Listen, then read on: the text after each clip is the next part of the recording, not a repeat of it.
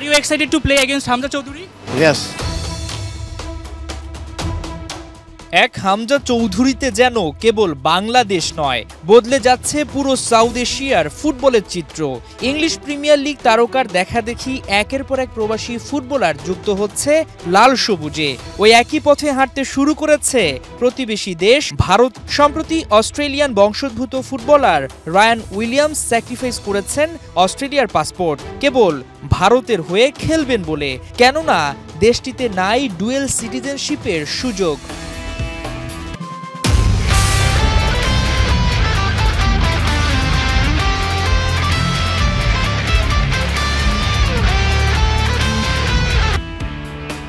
বাংলাদেশের বিপক্ষে Asian cup বাছাই পর্ব খেলতে ঢাকায় এসেছেন রায়ানও।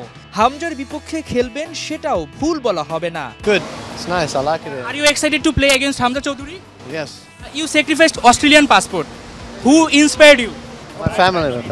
পরিবারের অনুপ্রেরণায় অস্ট্রেলিয়া ন্যাশনাল টিমে এক ম্যাচ খেলা এই ফরওয়ার্ডের ধ্যান জ্ঞান এখন ভারতীয় দল। যদিও এখন পর্যন্ত মেলেনি নো অবজেকশন সার্টিফিকেট। বাংলাদেশের বিপক্ষে খেলতে পারবেন কিনা সেটা চিন্তার বিষয়। তবে মন্দের ভালো, রায়ানদের মতো ফুটবলাররা সাউথ এশিয়ায় পাড়ি জমানোয় দলগুলো বদলে যাচ্ছে। অবশ্য আপাতত খেলা না খেলা নিয়ে ভাবছেন না রায়ান। এনজয় করছেন ঢাকার পরিবেশ, বাংলাদেশের আতিথেয়তা, সিকিউরিটিতে মুগ্ধ ওরা। আর না হয়েই বা উপায় কি, যেখানে বিশ্বের নানা দেশে নাক উঁচু স্বভাবের কারণে এত কড়াকড়ি নিরাপত্তা মেলে না, সেখানে বাংলাদেশ তো এ ব্যাপারে রোল মডেলই বটে।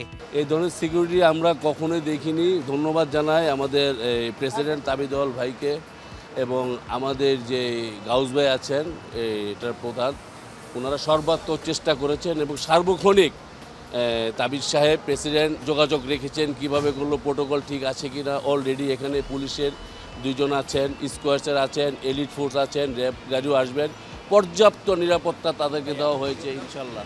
ব্যাপক সিকিউরিটির মধ্যে যেমন ভারতীয়দের গা ঘেঁষাটাই কঠিন, তেমনি ঢাকায় নিজেদের প্রথম অনুশীলনটাও ভারত করেছে কড়াকড়ি অবস্থায়, গোপনে ঢাকার উত্তরায়।